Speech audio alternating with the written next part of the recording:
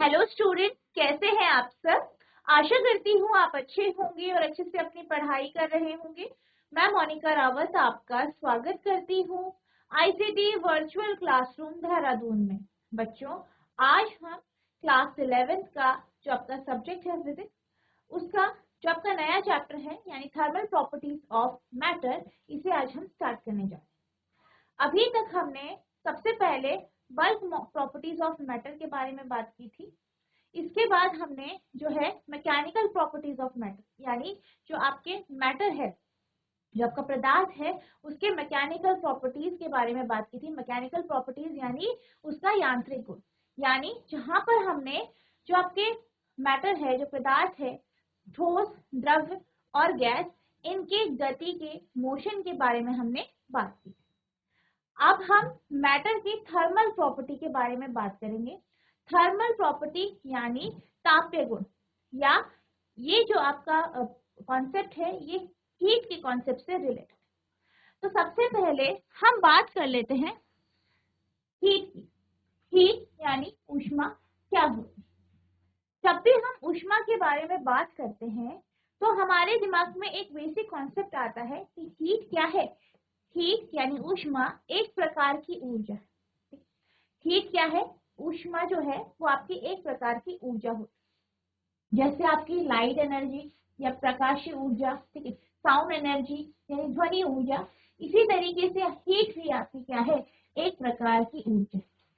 अगर हम हीट की बात करें तो हीट या ऊष्मा एक वस्तु से दूसरी वस्तु की ओर जो है स्थानांतरित हो जाती है। यहाँ पे जब भी हम हीट की बात करते हैं तो हीट का अर्थ क्या है कि कोई भी वस्तु, कोई भी बॉडी कितनी गर्म या ठंडी है। तो किसी भी वस्तु को जब भी हम टच करते हैं, छूते हैं और हम उसके बारे में ये बताना चाहते हैं, उसकी थर्मल प्रॉपर्टी के बारे में बताना चाहते हैं, उसके तापीय गुण के बारे में बताना चाहते हैं, तो हम क्या बोलते हैं कि ये गर्म है या ठंडी। या हम ये कह सकते हैं कि हीट एक ऐसी एनर्जी है जो हमें हमारे सेंसेस को गर्माहट या वार्मथ को महसूस करना जो है बताती है। या जब हम किसी भी चीज को छूते हैं हमें गर्माहट महसूस होती है या वो ठंडा है, ये चीज महसूस होती है, तो ये क्या है आपका? यही आपका हीट कहलाता है। अब जैसे हमने बात करी कि जो हीट होती है या जो ऊष्मा होती है वो एक वस्तु से दूसरे वस्तु में आसानी से स्थानांतरित हो जाती है। पर यहाँ पे एक बेसिक कॉन्सेप्ट की जरूरत होती है। वो कॉन्सेप्ट क्या है कि जो आपकी दोनों वस्तुएं हैं उन दोनों के बीच में जो उसका टेम्परेचर है या तापमान है, उसमें अंतर आना चाहिए। तो तापमान में अंतर आना चाहिए, टेम्परेचर में अंतर आना चाहिए, तभी क्या होता है? हीट का ट्रांसफर होता है। जैसे कि जब हम बात करते हैं कि मान लीजिए आपने क्या किया, एक बर्तन लिया, ठीक है, एक बर्तन लिया, ठीक है, ये आपका बर्तन था, ठीक है, इसमें आपने पानी लिया और इस पानी को बहुत ज्यादा गर्म कर दिया। अब क्या किया, दूसरा बर्तन लिया और दूसरे में आपने क्या किया, एक जो है इस बर्तन में, या ए हो गया या बी वेसल हो गया, इसमें आपने पानी डाला और ये पानी क्या था? ठंडा पानी था। ए में कैसा पानी था? गर्म।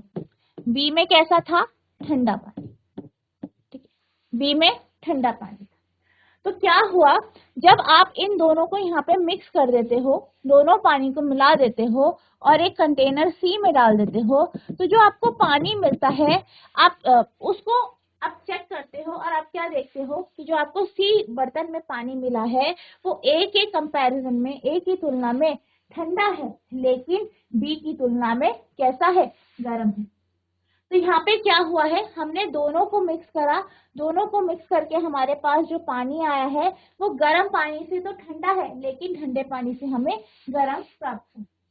इसी तरीके से मान लीजिए आप कोई बर्तन ले लेते हैं, ठीक है, कोई जो है धातु का, स्टील का बर्तन ले लेते हैं और उसमें आप क्या करते हैं? पानी भर देते हैं, गर्म पानी भर देते हैं, ठीक है, गर्म पानी भर देते हैं। और सर्दियों में आप क्या करते हैं? गर्म पानी को ऐसा ही खुला जो है छोड़ देते। सर्दियों में क्या होता है, आपके चारों तरफ क्या हो रहा है? आपके चारों तरफ जो टेम्परेचर है वो कैसा है? वो कम है, लेकिन इस पानी का जो टेम्परेचर या तापमान है वो ज्यादा, यानी ये ज्यादा गर्म है और आसपास कैसा है, ठंडा है। कुछ टाइम बाद 3-4 घंटे बाद आप ये देखते हो कि ये जो पानी जो है वो आपका कैसा हो गया है, ठंडा हो गया। यानी यहाँ पे क्या हुआ है कि जो इस पानी की ऊष्मा थी वो चारों तरफ जो है स्थानांतरित हो गई, ट्रांसफर हो गई, जिस कारण क्या हुआ, ये जो पानी है वो क्या हो जाता है, ठंडा हो जाता है। तो हम यहाँ पे ये भी कह सकते हैं कि जो हीट है या ऊष्मा है वो एक ऐसी एनर्जी है जिसे एक सिस्टम से दूसरे सिस्टम में या सिस्टम में ही, ठीक है, हम क्या कर सकते, ट्रांसफर कर सकते। लेकिन यहाँ पे क्या होना चाहिए, तापमान का अंतर, ठीक है, टेम्परेचर का डिफरेंस। इसी तरीके से हम एक और एग्जांपल देख सकते हैं। जैसे कि मान लीजिए आपके पास दो वस्तु हैं, ए वस्तु और बी वस्तु।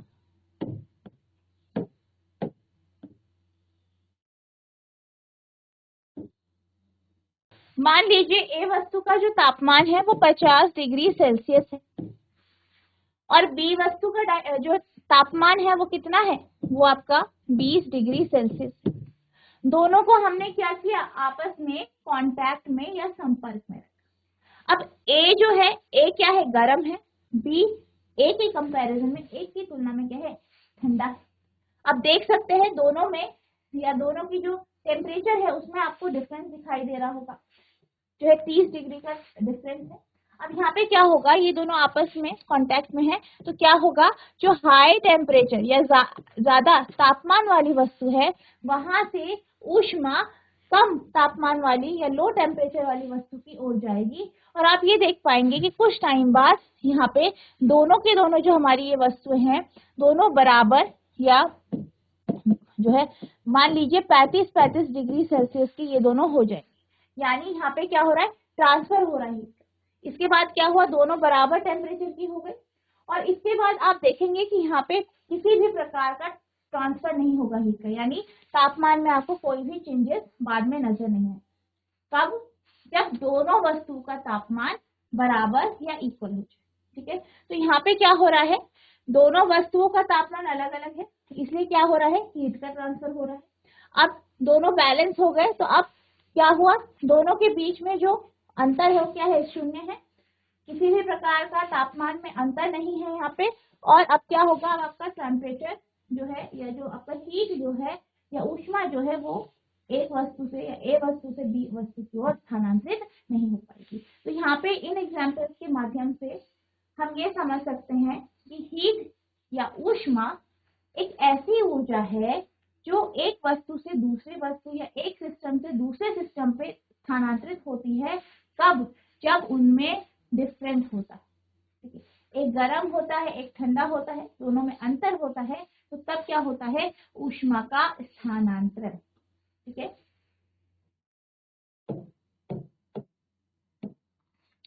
Heat is the form of energy transferred between two or more system or a system and its surrounding by virtue of temperature difference।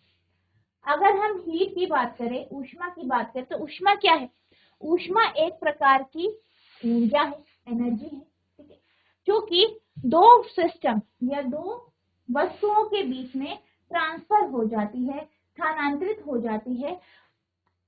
और यहाँ पे स्थानांतरण कब होता है, जब दोनों वस्तुओं का जो है इनके बीच में तापमान में अंतर हो।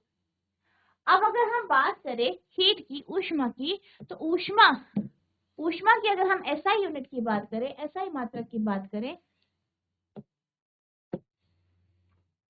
तो ऊष्मा का या हीट एनर्जी का एसआई मात्रक जो है कितना है, जूल, एसआई मात्रक जूल है।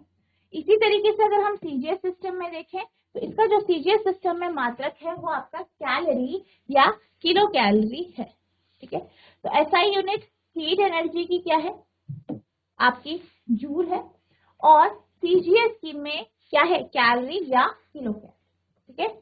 The SI unit of heat energy transferred is expressed in joule. In CGS system, unit of heat is calorie and kilocalorie.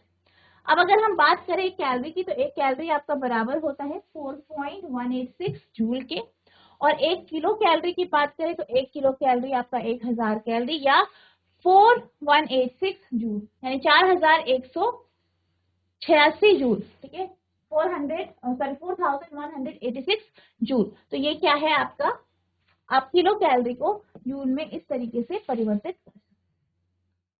ऊष्मा तापमान अंतर के आधार पर दो या अधिक प्रणालियां या एक प्रणाली में उसके परिवेश के बीच में स्थानांतरित ऊर्जा का रूप है। स्थानांतरित ऊर्जा, ऊर्जा की एसआई इकाई जूल जे से व्यक्त की जाती है। सीजीएस प्रणाली में ऊष्मा की इकाई कैलोरी और किलो कैलोरी होती है। 1 कैलोरी बराबर 4.186 जूल या 1 किलो कैलोरी बराबर 1000 कैलोरी या 4186 जूल, ठीक है। तो ये आपका ऊष्मा है, ठीक है। तो आपको पता होना चाहिए ऊष्मा क्या होता है। ये एक ऐसी एनर्जी है जो कि क्या क्या करती है, आप ये भी कह सकते हैं कि ये वार्मथ को या गर्माहट को सेंस करती है, ठीक है। अब आप इसे नोट करें।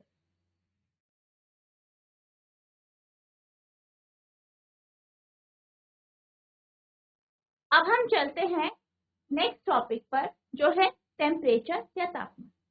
अभी हमने ऊष्मा की डेफिनेशन पढ़ी। ऊष्मा के बारे में हमने क्या जाना कि ऊष्मा क्या होता है, किसी जो है ये एक प्रकार की एनर्जी है, ऊर्जा है, जो कि दो वस्तुओं के बीच में स्थानांतरित हो जाए, या ये एक ऐसी एनर्जी है जिसको छूते हैं हम या जिसके माध्यम से हम वार्म या गर्माहट को सेंस कर सकते हैं, गर्माहट का अनुभव कर सकते हैं।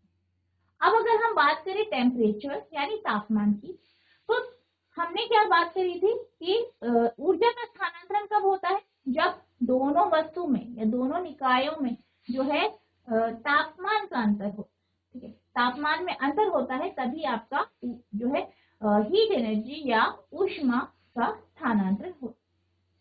अब हम बात करेंगे तापमान क्या हो।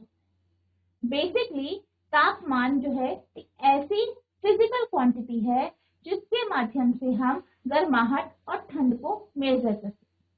यानी ये एक मापन करने का एक तरीका है, या आप किसी भी बॉडी का, किसी भी निकाय का अगर आप टेम्परेचर या उसका जो तापमान बताते हैं, तो इससे आप ये बताते हैं कि वो बॉडी कितनी गर्म या ठंडी है, ठीक है। तो टेम्परेचर बेसिकली क्या है, एक प्रकार की भौतिक राशि है जिसके माध्यम से आप ये बता सकते हैं कि कोई भी वस्तु कितनी गर्म या ठंडी, ठीक है। तो ये एक माध्यम है जिसके माध्यम से हम किसी भी बॉडी का जो है टेम्परेचर, किसी भी बॉडी की हॉटनेस और कोल्डनेस को माप सकते हैं। अब अगर हम बात करें इसकी एसआई यूनिट की, तो इसकी जो एसआई यूनिट है वो आपकी डिग्री सेल्सियस और केल्विन होती है, जिसका हम नॉर्मली यहाँ पे यूज करते हैं।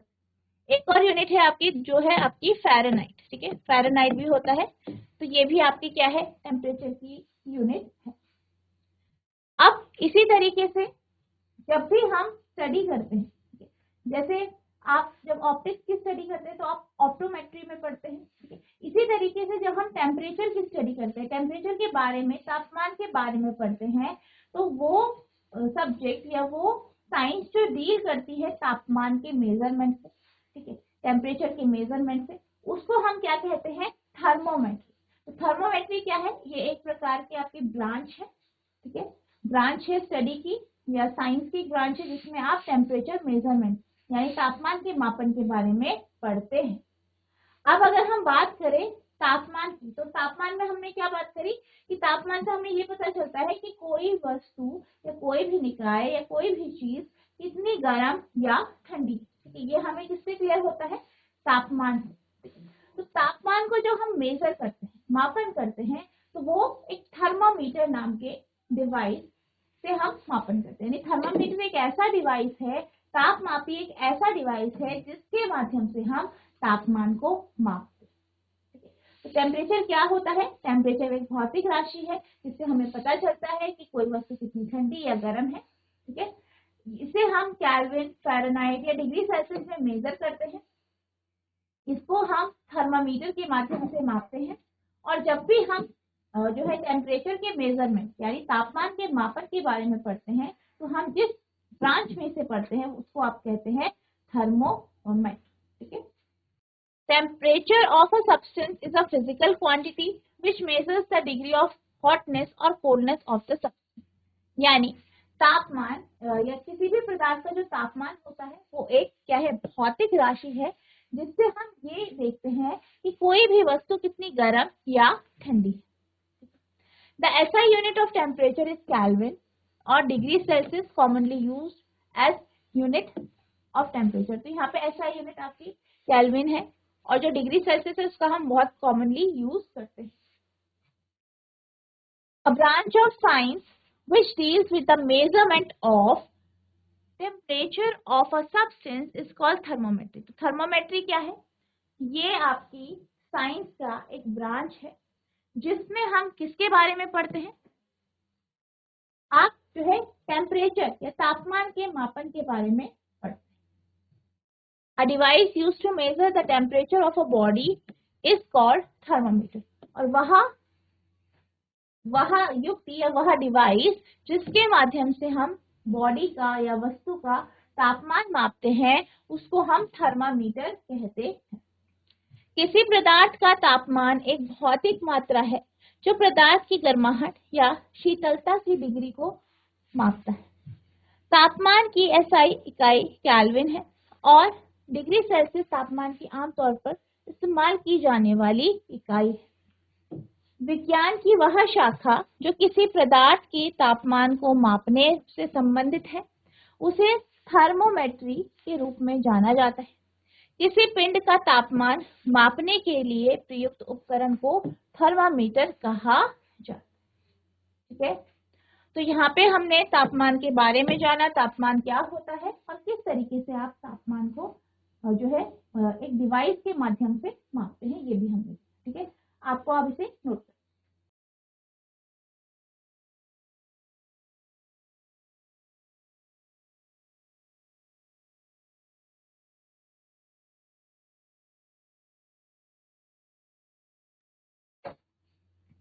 अब अगर हम बात करें थर्मामीटर की, तो जैसे हमने बात की कि थर्मामीटर के माध्यम से हम क्या करते हैं, हम किसी भी वस्तु का टेम्परेचर यानी तापमान मापते हैं। तो हमारे पास अलग अलग प्रकार के थर्मामीटर होते हैं, जैसे कि आपको पता है अलग अलग तरीके के आपके थर्मामीटर होते हैं। अब जब हम थर्मामीटर की बात करते हैं तो हमारे पास दो तरीके के हमने थर्मामीटर देखे हैं।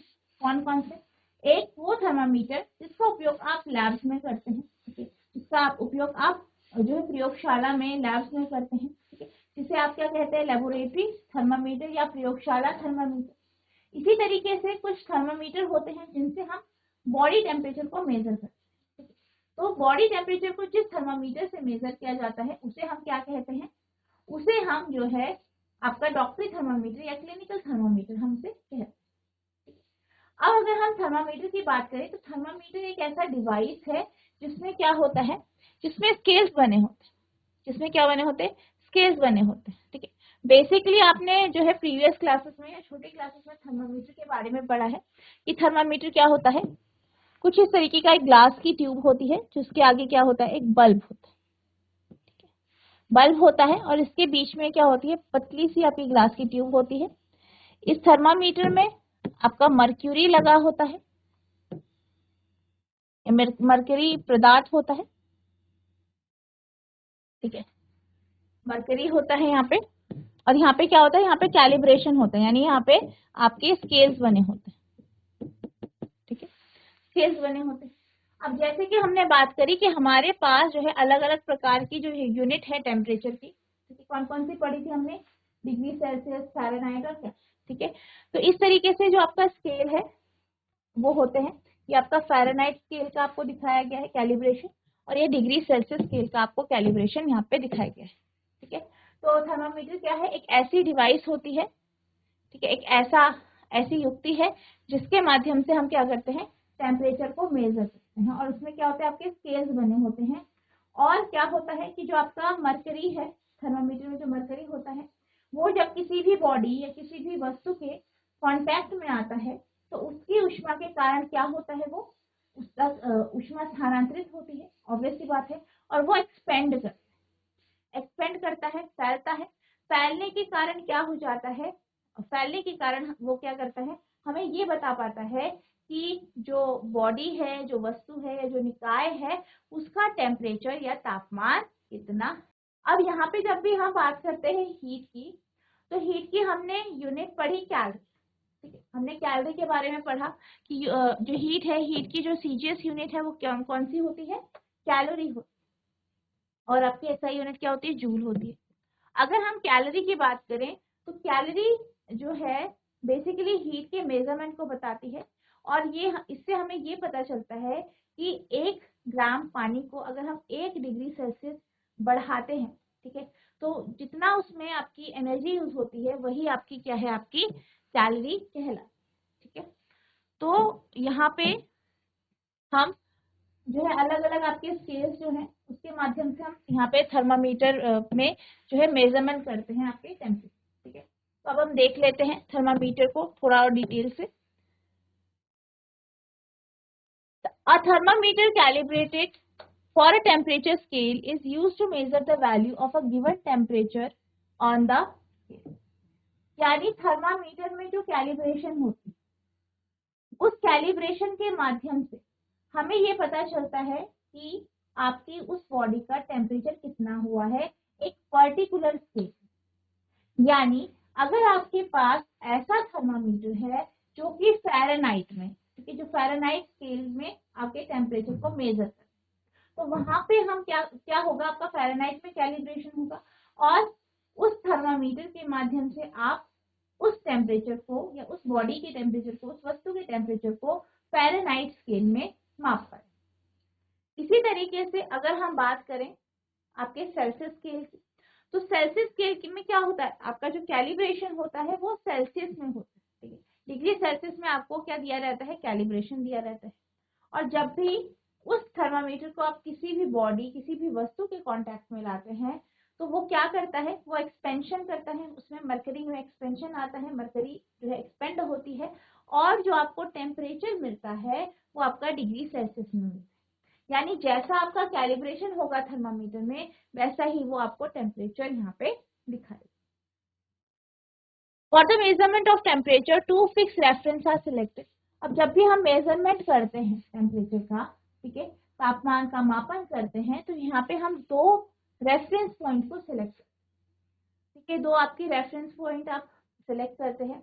बेसिकली यहाँ पे हम 2 रेफरेंस पॉइंट कौन से लेते हैं, स्टीम पॉइंट, ठीक है,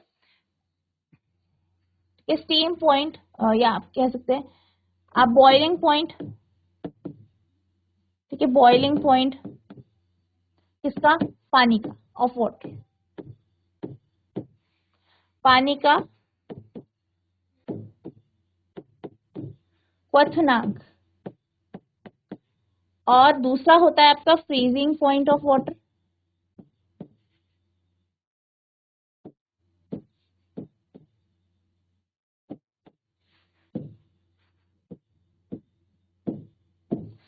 यानी पानी का या जल का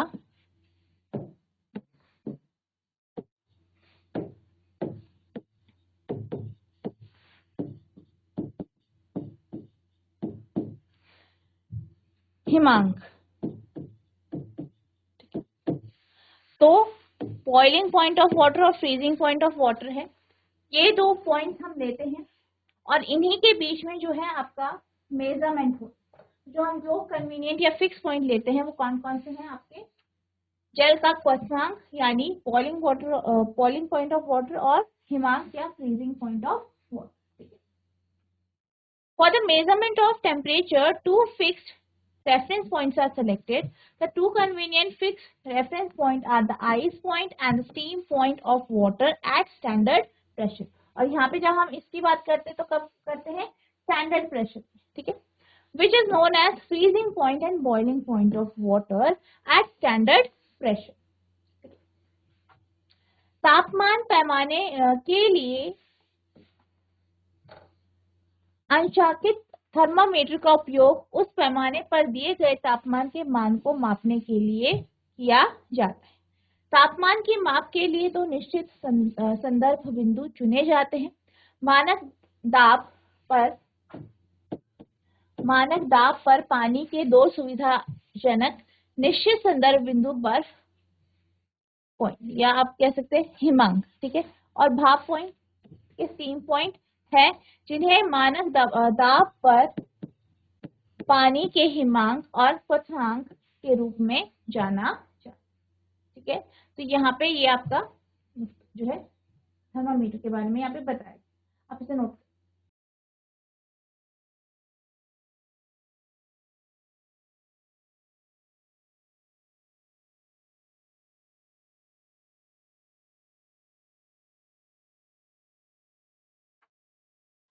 अब हम बात करते हैं जो आपके फैमिलियर स्केल हैं जिनका हम यूज करते हैं, कौन कौन से हैं, फ़ारेनहाइट और सेल्सियस टेम्परेचर स्केल। तो the two familiar temperature scales are Fahrenheit temperature scale and Celsius temperature scale. तो हमारे जो दो स्केल है जिनके बारे में हम बहुत अच्छे से जानते हैं, कौन से हैं आपके, फ़ारेनहाइट और Celsius temperature. The ice and steam point have values 32 degree Fahrenheit and 212 degree Fahrenheit respectively. अगर हम बात करें, जैसे हमने बात की थी, क्या कहा था कि जो आपके थर्मामीटर होते हैं उसमें हम दो रेफरेंस पॉइंट लेते हैं, दो आपके रेफरेंस पॉइंट होते हैं, कौन कौन से लेते हैं, एक आपका बॉइलिंग पॉइंट हो गया और एक आपका फ्रीजिंग पॉइंट, ठीक है, या स्टीम पॉइंट और आइस पॉइंट। अब स्टीम पॉइंट और आइस पॉइंट की अगर हम बात करें डिग्री सेल्सियस में, तो स्टीम पॉइंट आपका कितना होता है, 100 डिग्री सेल्सियस, ठीक है, 100 डिग्री सेल्सियस,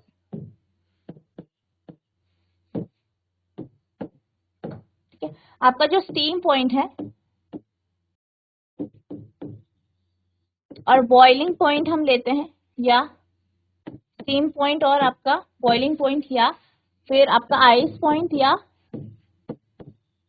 फ्रीजिंग पॉइंट, ठीक है। तो स्टीम पॉइंट क्या होता है आपका, जब आपका पानी जो है स्टीम में कन्वर्ट होने लग जाता है, यानी 100 डिग्री सेल्सियस, ये जो बॉइलिंग पॉइंट होता है, ठीक है। और अगर हम आइस की बात करें तो यहाँ पे डिग्री सेल्सियस में आपका 0 डिग्री सेल्सियस होता है, लेकिन ये कब होता है, सेल्सियस स्केल में। लेकिन जब हम फ़ारेनहाइट स्केल की बात करते हैं, किसकी बात करते हैं, फ़ारेनहाइट स्केल जो है आपका, इसमें क्या होता है, इसमें जो आपका टेम्परेचर होता है वो आपका 212 डिग्री फ़ारेनहाइट और आपका 32 डिग्री फ़ारेनहाइट, ये आपके यहाँ पे scale. Steam point 100 degree Celsius होता है, फ़ारेनहाइट में 212 डिग्री फ़ारेनहाइट। वहीं अगर हम बात करें आइस पॉइंट की, तो यहाँ पे आइस पॉइंट सेल्सियस में 0 डिग्री सेल्सियस होता है और फ़ारेनहाइट में 32 डिग्री फ़ारेनहाइट, ठीक है। तो ये आपके क्या है, ये आपके स्टैंडर्ड बिंदु, दोनों स्केल में आप देख चुके हैं कि जो ये आपके रेफरेंस पॉइंट है कौन कौन से हैं, ठीक है। तो ये आपके क्या है यहाँ पे रेफरेंस पॉइंट, ठीक है। अब दोनों स्केल में डिफरेंस होता है, किसका होता है, आपका कैलिब्रेशन का, या जो उसमें इंटरवल दिया जाता है। अगर हम फ़ारेनहाइट स्केल की बात करें तो फ़ारेनहाइट स्केल में जो आपके जो ये दो पॉइंट्स हैं, इनके बीच में जो इंटरवल होता है वो 180 डिग्री के बराबर इंटरवल लिए जाते हैं। वही सेल्सियस स्केल में ये आपके कितने होते हैं, 100, ठीक है। तो फ़ारेनहाइट में आपके कितने होते हैं, 180, और सेल्सियस में आपके 100।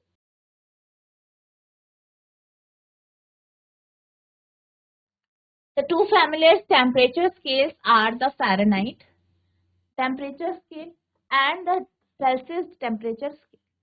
यानी दो जो आपके स्केल्स हैं, कौन कौन से हैं, फ़ारेनहाइट और सेल्सियस टेम्परेचर स्केल है। The ice and steam point have values 32 degree Fahrenheit and 212 degree Fahrenheit respective.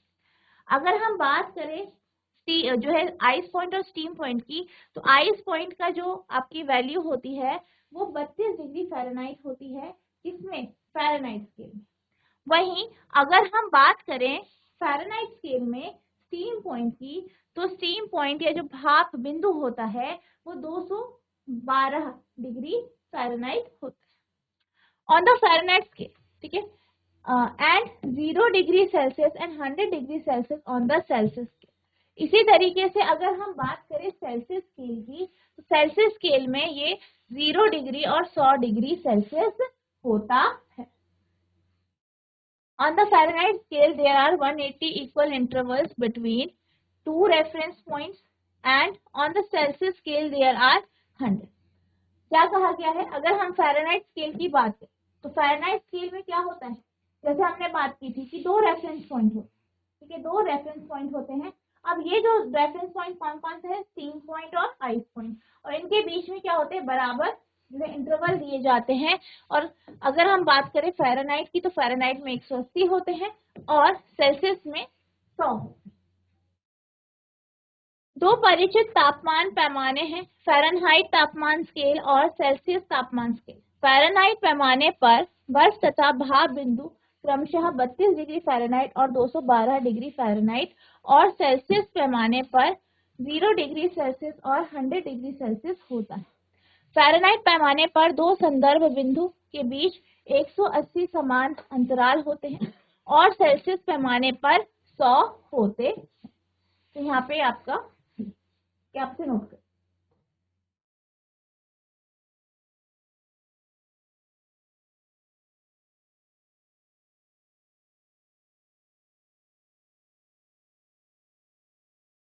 अब आप यहाँ पे देख सकते हैं स्केल्स में, तो ये आपका स्केल है, ठीक है, ये आपका जो है सेल्सियस स्केल है,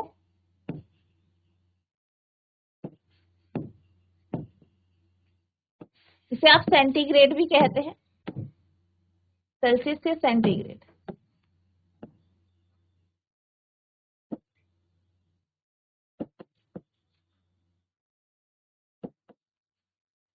ये है आपका फ़ारेनहाइट स्केल,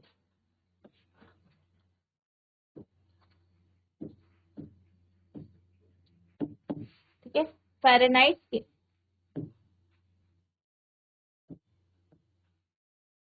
ठीक है, सेल्सियस स्केल और फ़ारेनहाइट स्केल। अब आप यहाँ पे देखिए, अगर हम पानी के बॉयल होने की बात करें, पानी के उबलने की बात करें, ठीक है, इसकी क्वथनांक की बात करें तो फ़ारेनहाइट स्केल में कितना है, 212 degree Fahrenheit.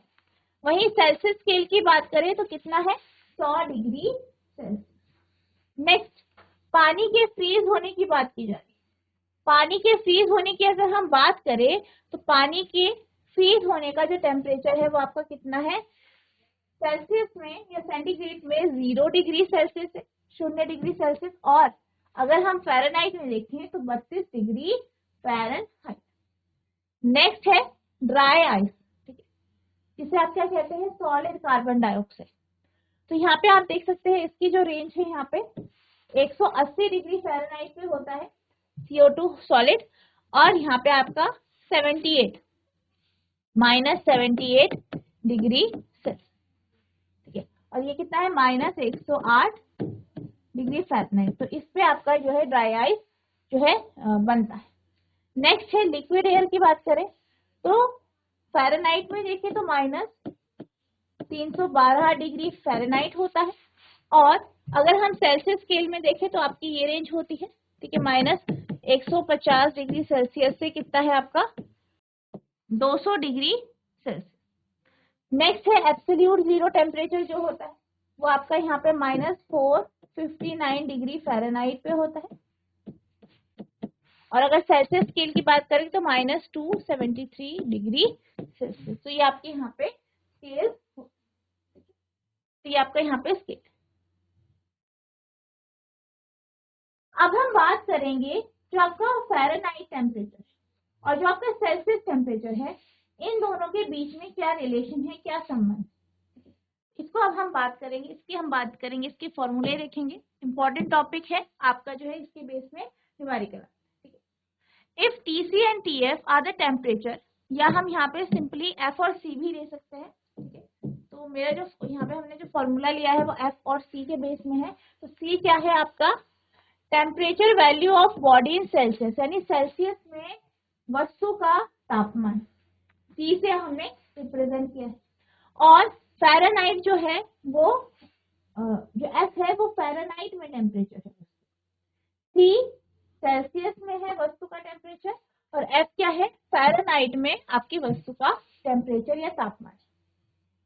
Then the relation between Fahrenheit and Celsius temperature is given by, ठीक है, यदि C यदि C तथा F क्रमशः सेल्सियस तापमान पैमाने और फ़ारेनहाइट तापमान पैमाने पर किसी पिंड का तापमान है, तो फ़ारेनहाइट और सेल्सियस तापमान के बीच संबंध कुछ इस प्रकार से। तो ये क्या है, आपके फॉर्मूले हैं जिनसे आप क्या कर सकते हैं, फ़ारेनहाइट और जो सेल्सियस टेम्परेचर स्केल है, दोनों के बीच का जो रिलेशन आपको दिखाता है, इनके बीच में संबंध क्या है, और इन फॉर्मूले के माध्यम से आप क्या कर सकते हैं, आप जो है तापमान को एक स्केल से दूसरे स्केल में क्या कर सकते हैं, परिवर्तित कर सकते हैं, यानी फ़ारेनहाइट से सेल्सियस में और सेल्सियस से Fahrenheit.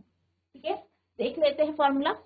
The conversion from Celsius to Fahrenheit can be mathematically expressed as, अगर हम बात करें तापमान के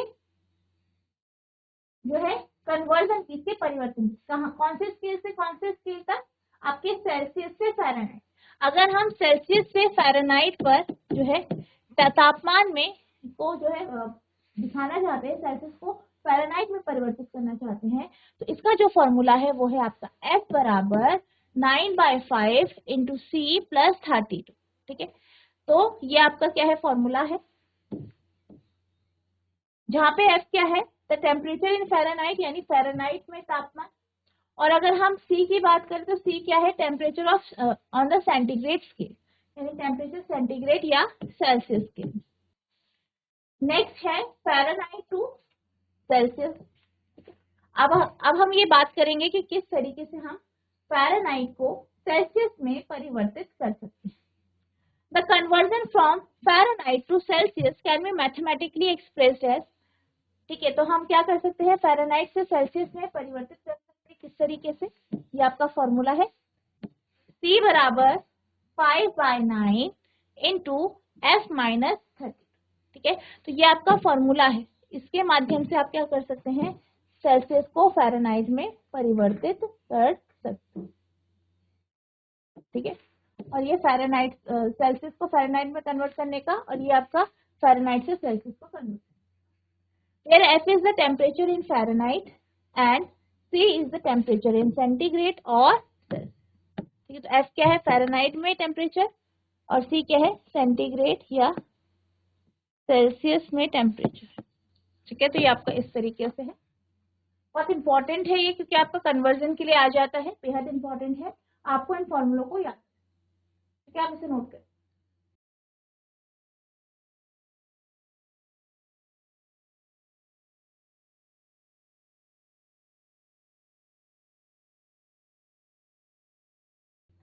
अब हम बात करते हैं ग्राफ की।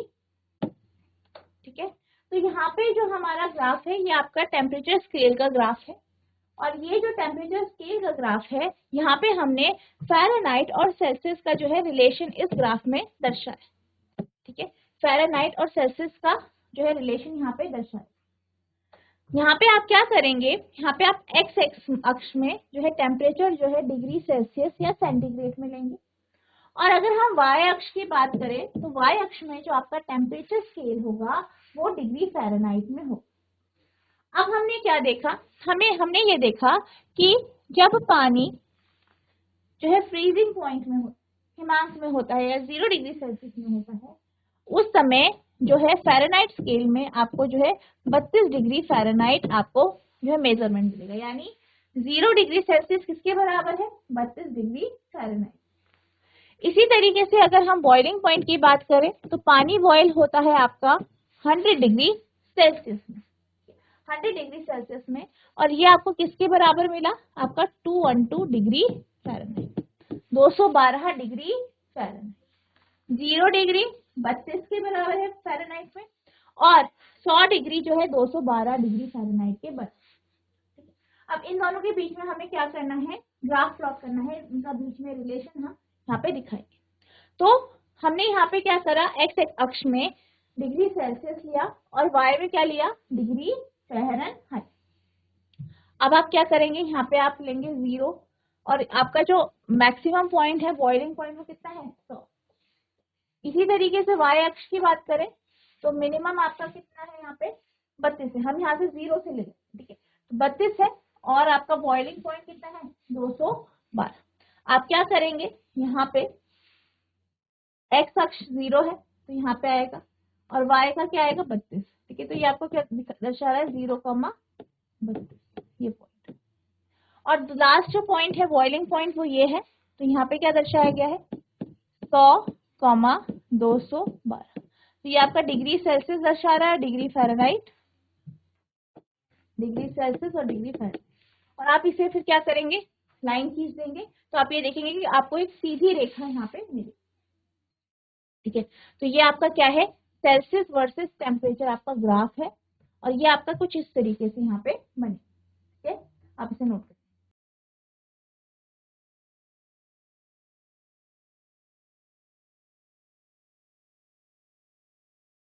तो बच्चों हमने अभी जो है यहाँ पे हीट के कॉन्सेप्ट को देखा है। ठीक है, आई होप आपको हीट का कॉन्सेप्ट समझ में आया होगा। बेसिकली यहाँ पे हम क्या पढ़ रहे हैं, थर्मल प्रॉपर्टीज के बारे में, किसी भी मैटर की, किसी भी पदार्थ की थर्मल प्रॉपर्टीज के बारे में पढ़ रहे हैं, जिसमें हमने अभी हीट के बारे में पढ़ा, हीट क्या होती है, उष्मा क्या होती है, टेम्परेचर यानी तापमान क्या होता है ये भी हमने जाना। साथ ही साथ आप एक जो है मतलब यानी फ़ारेनहाइट से सेल्सियस में और सेल्सियस को फ़ारेनहाइट में किस तरीके से परिवर्तित कर सकते हैं ये भी हमने देखा, और हमने इसका एक ग्राफ भी प्लॉट कर, यानी फ़ारेनहाइट और सेल्सियस स्केल के बीच में जो रिलेशन या संबंध बताता है, ऐसा हमने एक ग्राफ भी डिस्कस किया। तो आई होप आपको ये सारे टॉपिक अच्छे से समझ में आया होंगे। नेक्स्ट लेक्चर में हम इसके आगे के टॉपिक जैसे आदर्श गैस जो समीकरण है उसको हम डिस्कस करेंगे, साथ ही साथ जो आपके आगे के टॉपिक्स है उन्हें भी हम देखेंगे। तो बच्चों जितना जो आपको पढ़ाया गया है इसे आपको रिवाइज करना है। अगर आपको कोई भी डाउट होता है तो नेक्स्ट लेक्चर में आप पूछ सकते हैं। तो बच्चों आज के लिए बस इतना ही, मिलते हैं अब नेक्स्ट सेशन में, तब तक के लिए thank you and have a nice day.